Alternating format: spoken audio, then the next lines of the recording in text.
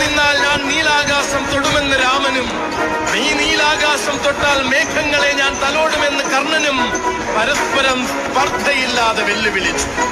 അതെ, ഇവർ ഇതിഹാസ നായകന്മാർ. പിൽക്കാല കഥകളിൽ കേട്ട് കേട്ട് തഴമ്പിക്കാൻ കാലം കുറിച്ച ഇതിഹാസ നാമധേയങ്ങൾ.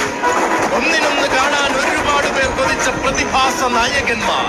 നിന്നെ നേരിടാൻ ഞാനും എന്നെ നേരിടാൻ നീയും മാത്രമേയുള്ളൂ എന്ന് പലകുറി അടിവരയിട്ട് തെളിയിച്ചു. ഭക്തമംഗലത്തും ഇത്തിത്താനത്തും തുടങ്ങി ചെറായിക്കരയിലും ചേർത്തലയിലും വരെ ഒന്നിച്ചെഴുന്നള്ളിയ സൂര്യന്റെ തീഷ്ണതയും ചന്ദ്രന്റെ ശോഭയും എന്തൊന്നൊന്നിച്ചു കാണിച്ചു തന്നവർ.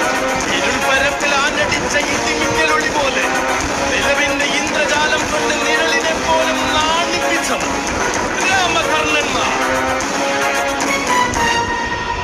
മനുഷ്യരെ പോലെ ആനകൾക്കിടയിലും ഉണ്ടായേക്കാവുന്ന കുടിപ്പകയുടെയും മതമാത്സര്യാദികളുടെയും പ്രകടമായ ഉദാഹരണമാവാം തെച്ചിക്കോട്ടുകാവ് രാമചന്ദ്രനും മംഗലാംകുന്ന് കർണനുമായി കാലാകാലങ്ങളായി നിലനിന്നു പോരുന്ന ശീതസമരം.